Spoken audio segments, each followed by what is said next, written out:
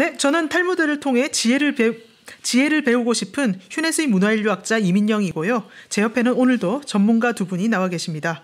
코트라 32년 근무 결과 유대인 경제사에 입덕하신 유대인 전문가 홍익희 교수님. 네, 안녕하세요. 네, 그리고 탈무드에서 인류 보편의 지혜를 찾아서 실천 방법을 연구 중이신 탈무드 전문가 김정환 대표님. 네, 미스터 탈무드 김정환입니다. 반갑습니다. 네, 저희가 탈무드 살롱 팟캐스트를 계속하고 있는데 우리 게시판에 정말 어려운 질문이 들어왔습니다. 어떻게 생각하십니까? 네, 아주 좋은 징조입니다. 네. 네, 예, 제가 사연을 한번 읽어볼게요. 안녕하세요. 여행 상상 때부터 애청자입니다. 미슐랭님 따라다니다 보니까 여기까지 왔어요. 탈무드는 크게 관심 없다가 들어보니 생각보다 어렵지 않고 또 유대인 성공 스토리도 재미있고 해서 꾸준히 듣는 중입니다. 근데 제가 아무래도 좀 불편한 게 있어서 고민하다가 글을 씁니다. 괄호 열고 이런 글을 써도 될지 뭐 이런 질문도 있네요. 예. 예, 그러면서 이제 이분이 쓰신 게 제 마음속의 이스라엘이라는 국가와 유대인에 대한 생각 때문인데요. 최근에 팔레스타인에 이스라엘 사람들이 폭탄을 떨어뜨리는 뉴스를 봤어요. 몇 년 전에는 그들이 팔레스타인에 폭탄이 터지는 걸 보며 파티를 즐기는 사진을 보고 경악했죠. 그들이 이웃과 공동체를 중요시한다고 하지만 같은 종교를 믿는 같은 종교가 아니면 땡땡만도 못하게 취급한다는 생각이 들었어요. 아무리 유대인이 명석하고 또 부와 성공을 일구었다고 해도 인성이 저 모양 저 꼴이면 탈무드가 무슨 소용이고 성공이 무슨 소용일까요? 심정적으로 그들을 싫어하다 보니 탈무드도 선뜻 받아들이기가 힘드네요. 이 질문 보시니까 어떠세요? 예, 하여튼 현실을 잘 직시하셨네요. 네, 누구나 가질 수 있는 그러니까 보편적인 사람들이 얻을 수 있는 그런 유대인들에 대한 정보 그리고 그런 질문인 것 같아요. 이런 질문 많이 받으셨죠? 너무 많이 받았어요. 그러니까 유대인을 약간 찬양한다 싶으니까 이 사람들이 이제 그 공격하는 것도 있고 네. 또 하나는 이제 진짜 궁금해서 자기들이 이제 미대에서 얻는 그런 모습과 제가 말하는 게 약간 다르거든요. 네네. 근데 제가 찬양하는 게 아니고 저는 뭐 유대인들 그걸 모르는 게 아니고 그런 속에서도 좀 우리보다 좀 남다른 게 있으니까 그걸 본받자 뭐 그런 의미지 그걸 다 찬양한 건 아닙니다. 근데 여기 말씀드리는 것 중에 하나는 사실 저는 이스라엘 가서 유대인들한테 사실은 이런 질문을 저도 왜 안 했겠어요? 했는데 오해라고 많이 말을 하더라고요. 일단은 이제 그 팔레스타인 사람들이 약자다 보니까 약자의 시각에서 많이 보여주는 거예요. 그리고 또 팔레스타인 사람들이 그렇게 연출하는 것도 있습니다. 예를 들면 그 호대를 군사 기지를 그 사람들이 많이 모여 있는 데다 인간 방패식으로 이렇게 만들어요. 그러면 이제 이스라엘은 그걸 포대를 공격하기 위해서 민가인 지역에 포탄을 터뜨리죠. 그러면 이제 사람이 많이 죽고 그러면 그걸 또 이제 사람들이 또 기자들이 취재해 가고 뭐 이런 것도 있고요. 실제로 그 이스라엘에는 진짜 가자 지구처럼 이렇게 딱 모아놓은 데도 있고 이렇게 같이 어울려 사는 데도 있어요. 그 어울려 사는 데를 제가 방문했는데 같이 마켓도 쓰고요. 물론 이제 예루살렘만 해도 세 종교 같이 어울려 신자들이 다 잘 살죠. 어울려 다니고 이런 것들은 왜 안 보여지고 저기 가자 지구에서 서로 충돌하는 것만 하느냐? 그러면 미디어의 문제가 일단 하나 있다. 그렇게 이스라엘 사람들은 그렇게 이제 많이 불만을 터뜨려요. 그래서 그리고 이제 이스라엘 사람들은 아이언돔 시스템이 있어요. 이렇게 요격 시스템, 미사일 날라오면 이렇게 팍팍 맞히는 그런 시스템에서 피해가 별로 없어요. 그러니까 그쪽에서 그 팔레스타인 지에서 막 미사일 쏘고 뭘 쏴도 로켓포를 쏴도 이게 다 아이언돔으로 해서 다 막아요. 그러니까 지네들은 피해도 하나도 안 입고 이제 공격 받는 것만 이제 자꾸 부각이 되니까 이스라엘 사람들도 좀 억울하다는 심정을 이야기해요. 자기들도 뭐 폭탄 테러. 그래서 이제 8m 높이의 장벽을 쌓아가지고 막아놨는데 전에는 정말 폭탄 테러가 많았어요. 그러다 보니 자기들도 이제 안전을 지키기 위해서 그런 거고 그 시온까지 이야기하면 좀 길어지니까 어쨌든 여기까지만 일단 이야기하겠습니다. 시온에 대해서는 다음에 또 따로 하나 만들죠. 이 역사적인 거 들어가야. 네네. 지난번에 말씀하신 것 같아요. 뭐 네. 발포 선언부터 해가지고 이야기는 했는데 어쨌든 이런 거죠. 네. 고조선 사람이 그러니까 우리나라로 얘기하면 고조선이에요. 이미 망해갖고 2000년 전에 이미 망해가지고 이제 없어진 나라잖아요. 근데 그 후예가 어느 날 우리나라에 털을 잡더니 세종시에다가 점점 털을 잡더니 그 땅을 다 사버려. 네. 다 사갖고 점점점 이제 세력을 넓히더니 더 많은 땅을 사더니 나중에는 거기다가 나라를 세워버려요. 그럼 우리나라가 그 나라를 인정할까요? 인정 안 하죠. 그러면 이제 우리나라에서 그 고조선 후예들을 몰아내려고 막 이제 위협하겠죠. 그래서 이제 전쟁을 할 수도 있고. 그런데 전쟁을 했는데 져버렸네. 그러면 어떡해 이거. 그것도 한두 번 진 것도 아니야. 4번이나 져가지고 반대로 됐어요. 이번에는 고조선 사람 후예들이 나라를 전부 이제 거의 다 장악하고 원래 우리 주인이었던 우리는 이제 경상도 지역에만 조금 낙동강 옛날에 6.25 때 낙동강 전선 쪽에 잠깐 남아 있어요. 그쪽에만 몰려 살아. 그리고 억울하대. 근데 이미 전쟁을 치른 상태에서는 생명을 걸고 한 상태에서는 더 이상 뭐라고 말하기 어렵습니다. 그러니까 이제 쉽게 몰아냈으면 다행인데 그게 안 됐기 때문에 지금 옛날에는 이게 옳으냐 그르냐 문제였다가 지금 생존의 문제로 바뀌어가지고 서로 싸우는 것에 대해서요. 이거는 뭐 우리도 마찬가지잖아요. 뭐 북한과 북한이 남한을 침략했으니까 나쁘다. 정의롭지 않다. 그렇게 이야기하면 무슨 소용이에요. 지금 이미 싸워가지고 지금 감정이 격해진 상태인데 서로 죽고 사는 문제에 걸려 있어서 누구를 나쁘다 좋다라고 말하기는 어려워요. 이미 전쟁이 한참 진행되고 있어서 그런 부분도 있다는 걸 말씀드리고 싶습니다. 이 질문이 유대인만을 위한 종교인가 이런 질문하고도 연결되는 것 같아요. 유대교가 유대인만을 위한 종교인가? 예. 이거는 사실 맞아요. 유대교는 유대인만을 위한 종교예요. 오, 답이 의외로 되게 간단해. 다들 이 질문에 예스라고 기대 안 하셨을 것 같아요. 왜냐하면 대부분 기독교 때문에 종교는 모든 보편 인류를 위한 것이 아닌가라고 생각할 수 있는데 유대교의 특징은 다른 종교와 틀린 게 유대교는 선교 활동을 하지 않습니다. 그쵸. 즉 자기 종교를 퍼뜨리지 않아. 그러니까 우리 옛날 역사를 보면 동양에 열강들이 많이 나왔어요. 그런데 그 사람들이 와서 무역만 한 게 아니라 선교사를 데리고 와서 기독교를 많이 전파했어요. 선교하고. 그래서 결국 나중에 중국하고 일본에서 다 쫓겨갑니다. 그리고 단교를 하고 왔던 선교사들을 죄추방하고. 그런데 그 와중에 유일하게 살아남은 나라가 하나 있어요. 그게 네덜란드 동인도에서예요. 즉 그거는 유대인들이 주도하는 회사입니다. 그러니까 네덜란드의 유대인들만 선교사를 데리고 오지 않고 종교의 전파를 하지 않았기 때문에 그래서 네덜란드 동인도 회사가 동양 무역을 독점할 수 있었던 거예요. 거기서도 보듯이 유대교는 유대인만을 위한 종교는 맞아요. 그런데 그렇다고 해서 문을 걸어 잠근 건 아니고 누구든지 유대교에 관심이 있고 탈무드에 관심이 있어가지고 내가 유대교를 한번 믿고 싶다 하는 사람들한테는 검증을 통해서 문은 개방해 놓고 있는데 사실상 그렇게 해서 유대교인이 되는 사람은 그렇게 많지 않습니다. 네, 보통 유대인이 되려면 개종을 해야 되는 거죠. 그래서 뭐 트럼프 대통령의 딸 이방카도 쿠슈너가 정통파 유대인이에요. 그래서 그 결혼하기 전에 이미 이제 유대인으로 개종한 다음에 결혼을 한 거죠.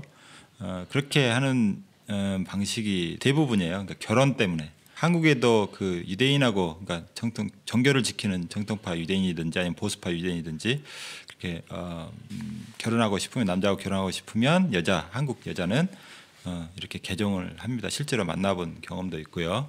그런 분들은 이제 정교적인 그러니까 결혼하기 위해서 하는 거죠. 그렇긴 한데 보통은 유대인들은 개종을 원하지 않아요. 말씀드렸다시피 그 피해 의식이 굉장히 심하고요. 옛날에 한참 핍박받을 때 유대인들을 핍박했던 사람들이 개종 유대인들이에요.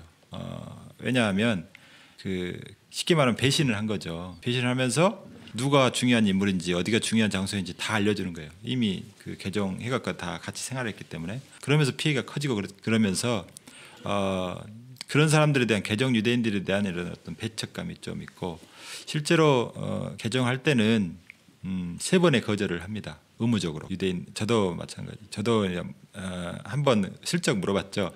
개종 어떻게 해? 그랬더니 이제 랍비 입장에서는 제가 개종하려고 이렇게 물어보는 모양이다 이렇게 하고. 대표님 같은 경우는 막 환영하지 않던가요?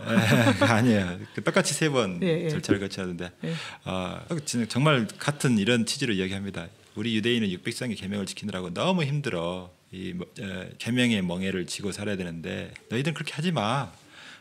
그냥 이방인 살아도 착하면 다 구원 받아 걱정하지 마 이렇게 이야기하는 거 들었습니다. 그걸 3번이나 반복해요.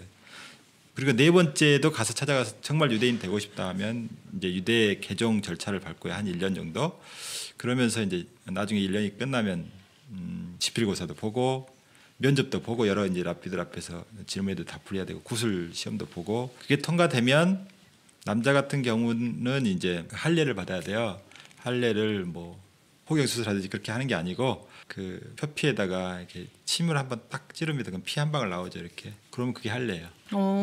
그리고 나서 이제 mikveh 정결탕에 가서 3번 머리를 담그는 의식을 치르고 나오면 그때서 이제 유대인으로 하는데 이게 매우 중요한 거예요. 유대인이 되면 완전 달라집니다. 그 사람은 완전히 달라져요. 그때부터 그 사람은 4가지가 달라진다고 해요. 하나는 자기 모국이 달라집니다. 이제 더 이상 제가 한국 사람인데 개종을 했다 그러면 더 이상 저는 한국 사람이 아니고 개종한 유대인이 되면서 제 모국은 조국이겠죠. 조국은 이스라엘이 돼요. 근데 법적으로는 한국인이잖아요. 법적으로는 그렇지. 그리고 그 다음에 모국어는 히브리어로 바뀌어요. 그리고 제가 원하면 시민권도 줘요. 이스라엘 가서 네네. 시민권 주세요. 그러면 줘요. 다른 유대인이 아니면 안 줘요.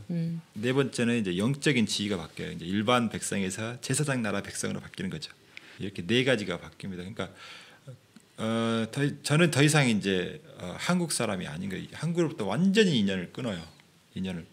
그러니까 이제 유대 사회에 들어가니까 이제 너는 패밀리다 이렇게 해가지고 저한테 원하면 그 뭐 정보든지 뭐 사업 자금이든지 필요한 대로 다 공급해 줄 수 있는 거죠. 그게 패밀리이기 때문에 가능해요. 근데 이제 이렇게 유대인이 되면 개종을 하면 온갖 혜택이 다 있는 것 같은데 네. 이 질문하신 분은 유대교가 자신의 민족의 안위만 바라는 거냐. 그러니까 이들이 이웃을 사랑한다고는 하는데 자신의 똑같은 종교를 믿는 민족만 사랑하는 거냐. 이게 되게 궁금하신 것 같아요. 그렇진 않은데 그게 오해가 많죠. 그게 먼저 가장 가까운 뭐 쯔다카에도 옛날에 말씀드렸듯이 우리 교수님이 말씀하셨듯이 첫 번째 자기가 가장 가까운 가족들을 돌보고 그다음에 친인척 친구 이런 것 때문에 그래요. 이런 것이 남벽에 지네들 식구들만 다 챙긴다 그러는데 그렇지 않고 탈무드든지 토라이든지 이방인도 잘 대접하라 그러고 뭐 물론 자기 국민들이 훨씬 더 먼저예요. 더 귀하니까 이제 그런 거는 있지만 이방인들 함부로 대하라 이런 법은 없어요. 그게 이제 좀 거리가 있다. 좀 대우할 때 좀 약간 뒤에 후순이다 이런 뜻이지 대우하지 말라 그런 뜻은 아니에요. 이 대목에서 우리가 짚어봐야 될 점이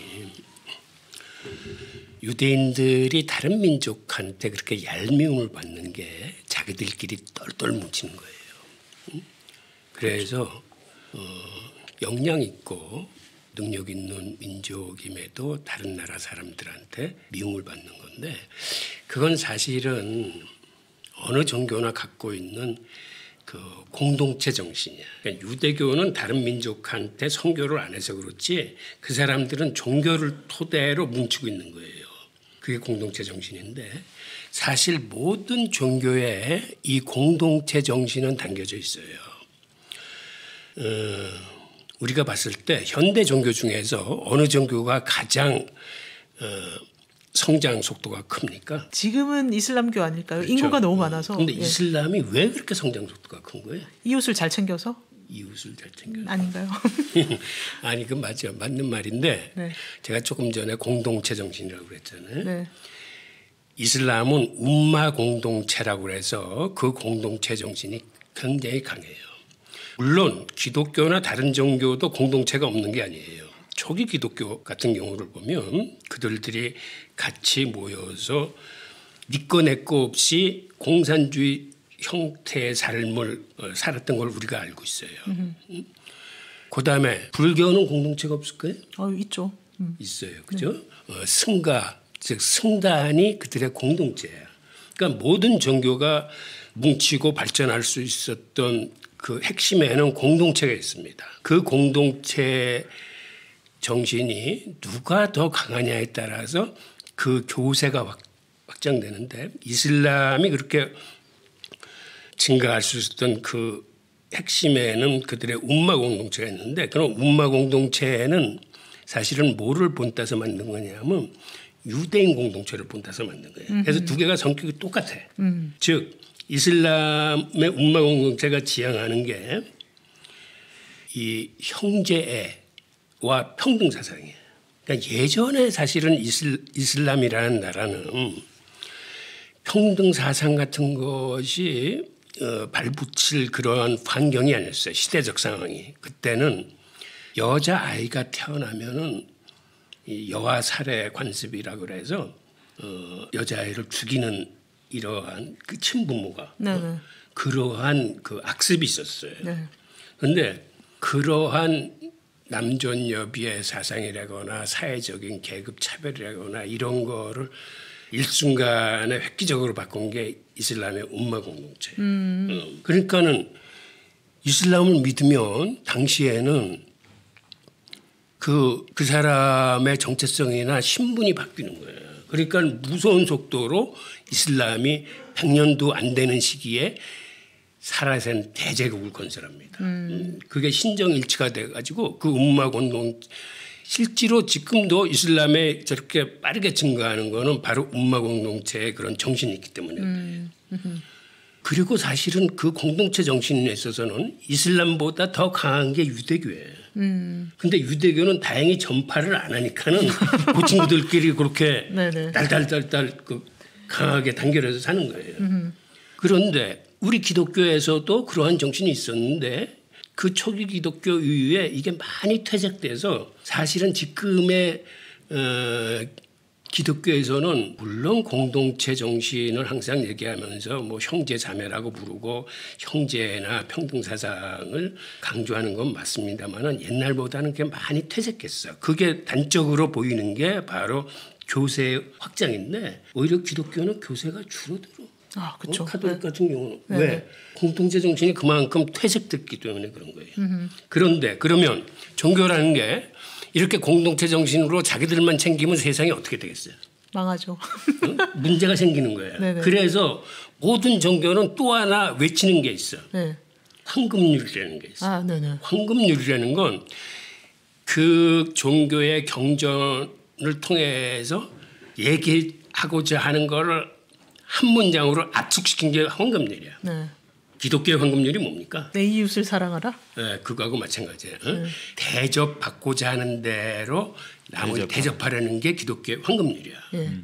그러면 공동체 정신으로 그렇게 다른 사람들이 보기에는 편협하고 이러한 거를 그 사람들은 그들의 경전이 얘기해 주는 바로 그 황금률. 내 몸처럼 이웃을 사랑하라. 대접받고자 하는 대로 남을 사랑하라는 정신으로 이웃을 같이 품고 가고자 하는 그런 노력이 같이 병행하는 거예요. 그러니까 우리가 예를 들어서 유대교를 볼 적에는 유대교라고 그런 사상이 있겠습니까? 유대교의 황금률이 뭔 것 같아요? 저번에 나왔는데. 유대교의 황금률은 네가 하기 싫은 일을 남한테도 시키지 말라는 거예요. 그럼 기독교의 황금률하고 이게 어떻게 틀려?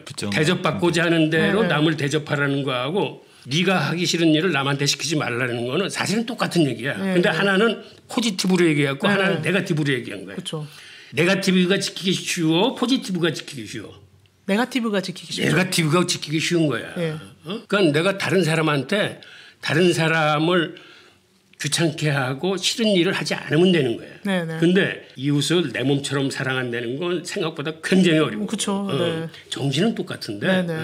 그러니까 유대교가 어떤 면에서는 현실적인 접근을 했는데 그러니까 유대교도 비록 자기들끼리 똘똘 뭉치지만 다른 사람한테는 해를 끼치지 않겠다는 정신이 경전에 녹아있는 거예요. 그러니까 뭐 다른 민족을 착취한다거나 못 살게 군다거나 그런 건 전혀 아니에요.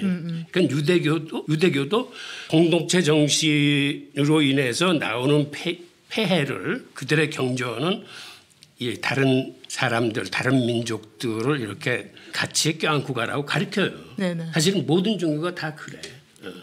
그러니까 그런데 우리가 이렇게 보이는 거는 그 사람들의 공동체 정신이 너무 부각되고 그게 어떠한 장점이나 능력을 넘어서 가지고 다른 민족의 시각에서 볼 적에는 소외를 받는다거나 아니면 좀 시기적인 감정이나 이런 게 어울려져서 그러는데 이게 종교의 실상이에요.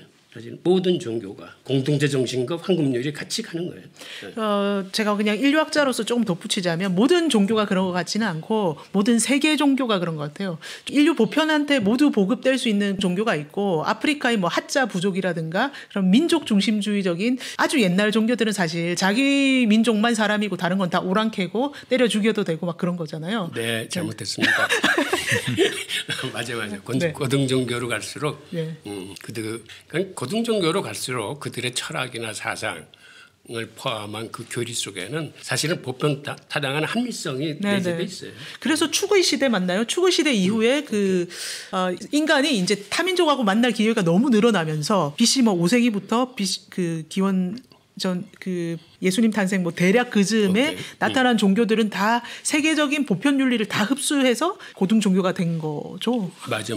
추구 시대에 크게 거의 다른 지역에서 서로 다르게 탄생했음에도 그게 어떤 공통적인 그러한 현상이 참 신기한데 그 시대에 중국의 제자백계가 탄생했고 유교의 황금률이 뭔지 아십니까? 유교의 황금률이 똑같아요. 기독교나 저하고 똑같아요. 오, 예. 그건 각 종교가 갖고 있는 그 보편적인 합리성은 사실은 다 같아요. 근데 시대 상황에 따라서 그게 잘못 보이거나 혹은 그 주체 세력들이 잘못하는 거야. 잘못한다는 건 교조주의, 원리주의, 근본주의가 나타났을 적에 이게 문제가 되는 거예요. 우리가 다름과 틀림이 어느 정도의 큰 차이냐면 이게 한 글자의 차이만 아닙니다. 다름이라는 건 상대방을 인정해 주는 거야. 그래서 그거는 관용과 포용을 의미합니다. 그러니까 다름을 인정해 주는 시기에 사회는 발전하고 진보해요. 근데 이게 틀림으로 바뀌는 순간 나만 맞고 너희들은 다 틀렸어 할 적에는 이 틀린 세상을 누구나 개혁하려고 들기 때문에 거기서 휘바람이 불고 학살이 일어나고 전쟁이 일어나. 그렇죠. 그러니까 우리가 종교의 역사를 보면 이슬람이 800년 동안 그 서구를 지배하고 있었을 적에 유대교하고 500년 이상을 참 화목하게 잘 지냈어요. 그때 유대인들은 자기들의 최상의 시기였다라고 지금을 얘기를 해요. 근데 어느 순간 12세기에 이슬람의 교조주의가 등장하면서 이제는 다름을 인정하지 않고 틀림을 내세워가지고 다른 종교들을 박해하고 학살하기 시작합니다. 그러면 이슬람만 그랬을까요? 모든 종교들이 어느 정도 이제 교리가 확립되고 나면 교조주의로 흐르죠. 예. 네. 아니 그 교조주의로 흐른 게 아니라 네. 잘못된 그 광신도 집단이 발현해서 그들이 세력을 잡는 거지. 그게 문제지. 정치 경제적 이유로. 예. 그러니까 십자군 전쟁 같은 게 대표적인 기독교의 교조주의예요. 네. 그럼 유대교는 교조주의가 없을까? 혹시 유대교도 교조주의가 있어요. 그러니까는 유다이즘은 유대인들의 그 유대교를 충실히 따르겠다는 정신인데 그거하고 시오니스트하고는 틀립니다. 네. 그러니까 유대인 사회에서도 유다이즘을 추종하는 사람들은 그 너무 개혁적인 시오니스트를 반대해요. 네네. 그러니까 그러한 그 강력한 시오니스트들이 사실은 유대교의 헤게모니를 지금 생각하고 교조주의예요. 교조주의. 하여튼 이러한 교조주의가 등장하면 역사에서 항상 휘바람이 불어. 아니 그거 예예. 다름이 아니고 틀림을 주장하는 순간. 네. 그러니까 우리가 사회생활을 할 적에도 저 사람은 나하고 좀 다르구나라고 인정하면 사이가 편해. 그렇죠. 저 친구는 틀렸는데라고 보는 순간 이게 부정적인 인식이 가로막히면서 아주 사이가 힘들어지는 거예요. 본인도 스스로 힘들어지고. 그렇죠. 종교도 똑같아요.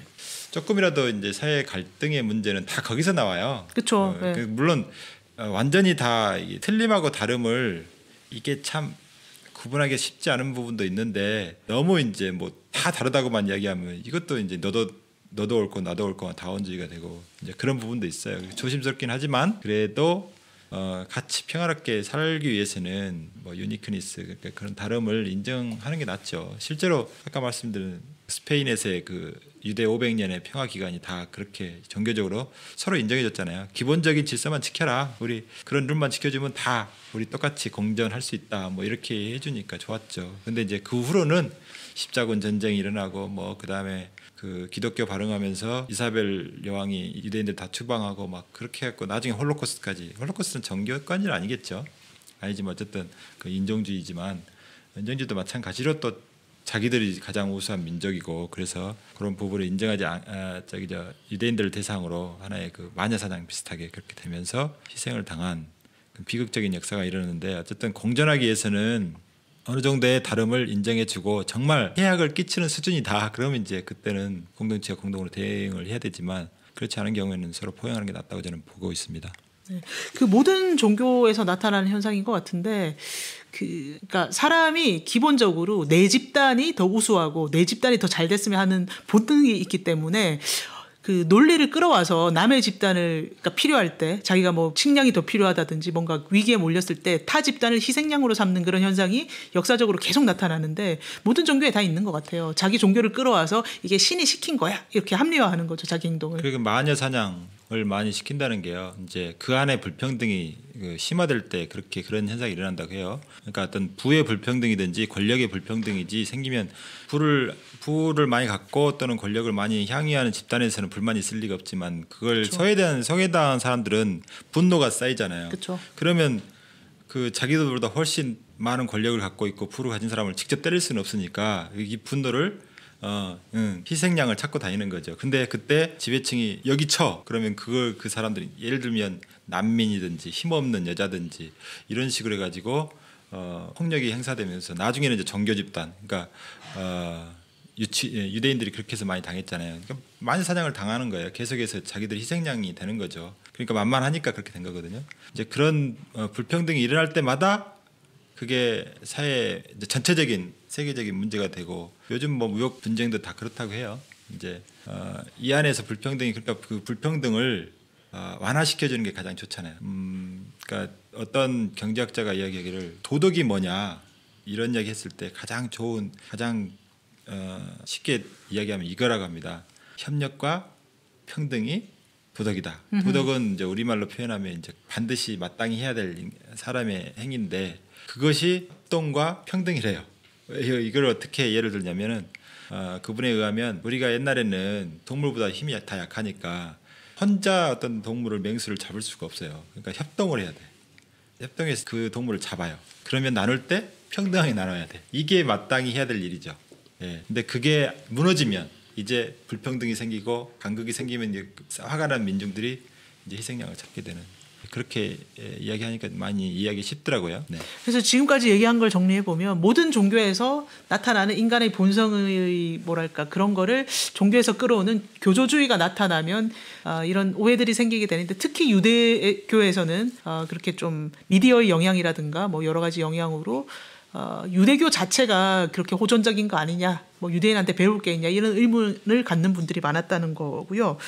이렇게 정리해 볼 수 있고 그리고 또 많은 분들이 궁금해하시는 게 있어요. 유대인이 유대인한테는 이자를 안 받고 돈을 빌려주는데 유대인이 아닌 자들한테는 고리 대금업을 역사적으로 계속 해왔고 그래서 미움도 많이 샀잖아요.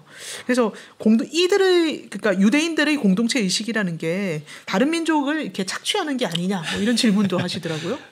그것도 참 저 라피한테 물어봤어요. 샬록 셰익스피어의 베니스 상인 그 이야기를 정말 많이 거론하면서 샤일록 같은 나쁜 놈 고리대업자 이렇게 나오는데 라피가 엄청 억울하게 생각하고요. 네. 고리대업이 지금처럼 막 이자를 높게 받고 게 아니라 그냥 이자 받으면 다 고리대업이었던 거예요. 그때 당시에. 그런 거구나. 네. 네. 못하게 했으니까 다른 데는 네네. 기독교는 그거 이자놀이 못하게 해요. 네. 어떻게 시간을 가지고 돈벌이를 할 수 있어요. 그 시간은 신한테 속한 건데 네. 지 맘대로 네. 이제 그렇게 되는데 라피가 한 이야기는 이제 1292년도에 그 유대인들이 영국에서 이제 셰익스피어가 영국 사람이거든요. 셰익스피어가 살 동안에는 유대인이 영국에 한 명도 없었다. 1292년에 이미 추방명령 내려갔고 유대인은 영국에 발도 못 붙였고 그 과정에서 이제 소문만 듣고 이제 반유대주의 정서 때문에 소문만 듣고 그 이야기를 쓴 거지. 실제로 유대인들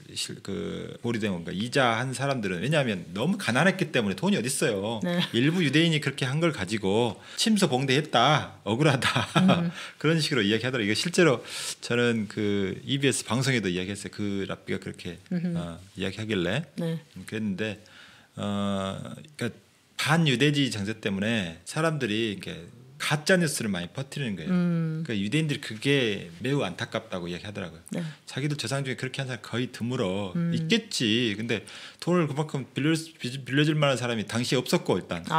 네. 돈이라도 많아야 뭘 좀 빌려주죠. 근데 다 가난하게 샀어요. 왜 나라 없이 떠돌아다녀서 사니까 몇몇 부자들이 있을 뿐인데 그 사람들이 한 걸 전체적인 유대인 다 했다 그러면 억울하죠.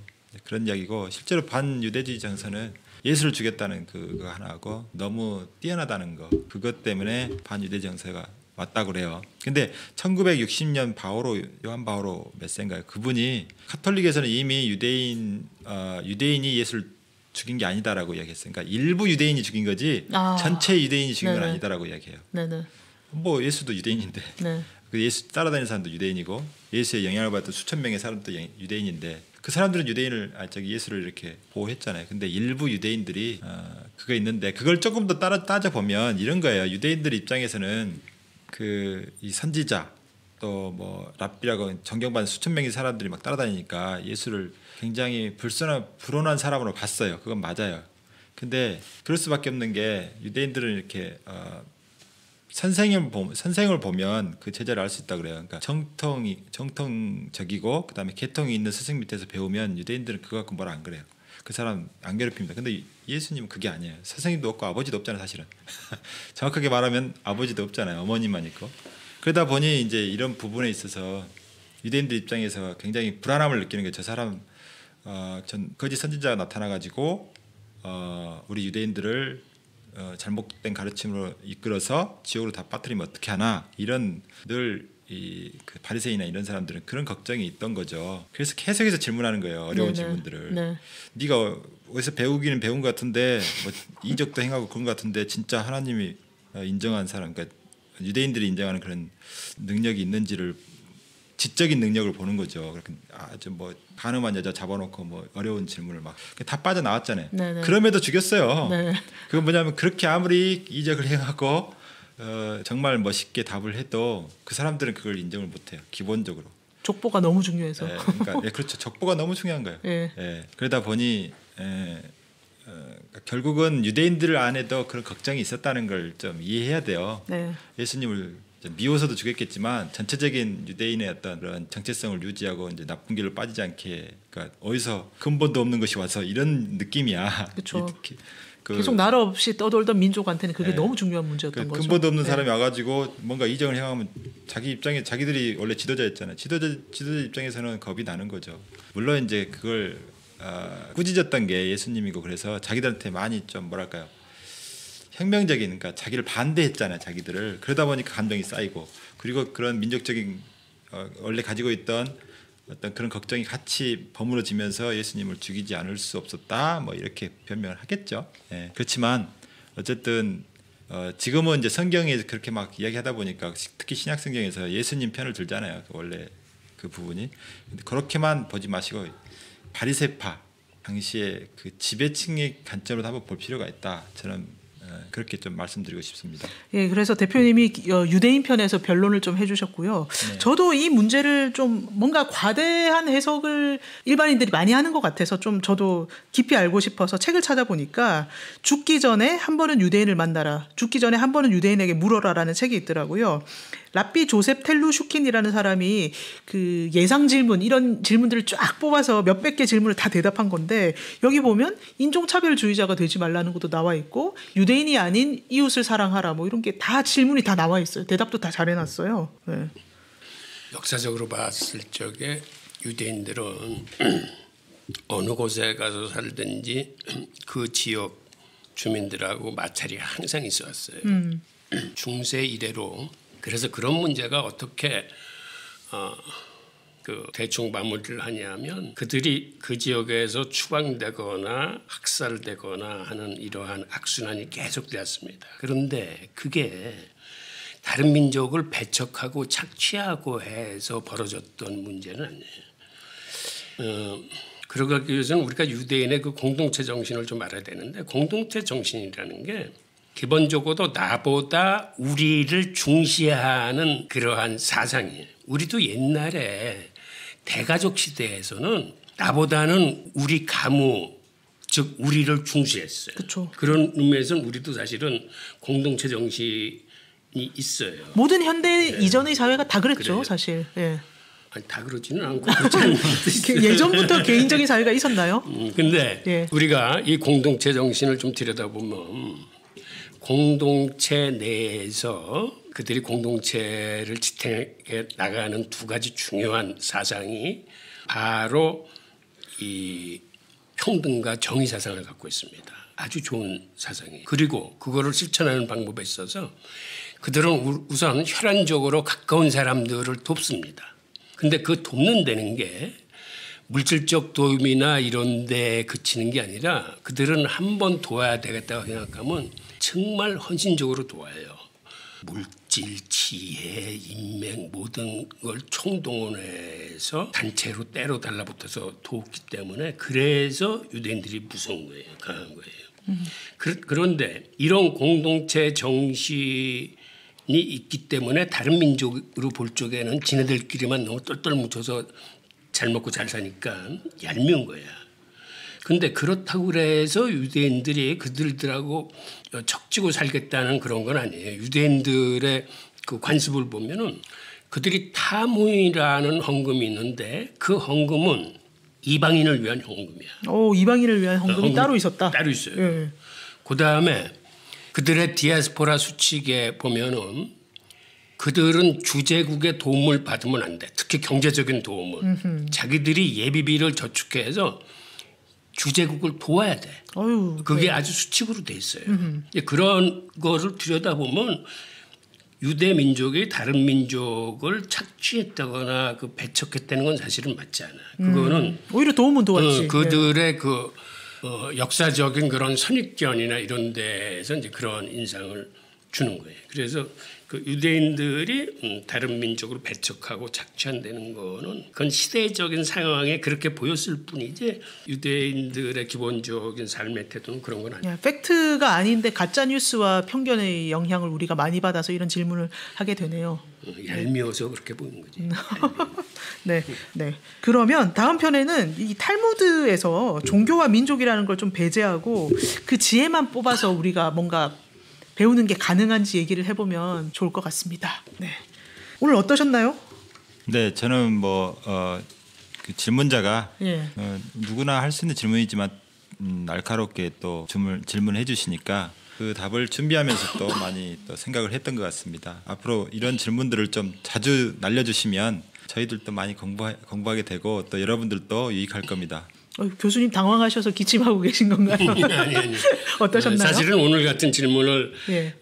답하려면 그들의 그 종교가 발전해 나온 과정에서 그 교조주의나 근본주의가 어떤 해악을 끼쳤는지 그리고 그런 사례들이 뭔지를 좀 더 알면은 더 도움이 될 텐데 그건 나중에 기회 있을 때 다시 한번 얘기하는 걸로 하죠. 우리 조만간 그 홍익희 교수님의 명적 문명으로 읽는 종교 이야기 이거 한번 얘기하면서 다뤄보는 게 좋을 것 같아요. 네, 우리가 좋네요, 뭐. 네. 우리가 너무 유대주의를 모르는 것 같아요. 그러면서도 자꾸 그 뭐랄까 언론이나 미디어 이런 데서 영향 받아가지고 나쁘게만 보는데 좀 제대로 유대교 한번 생각을 해봐야 될 것 같아요. 예. 그들이 사실 잘못하는 것도 좀 있죠.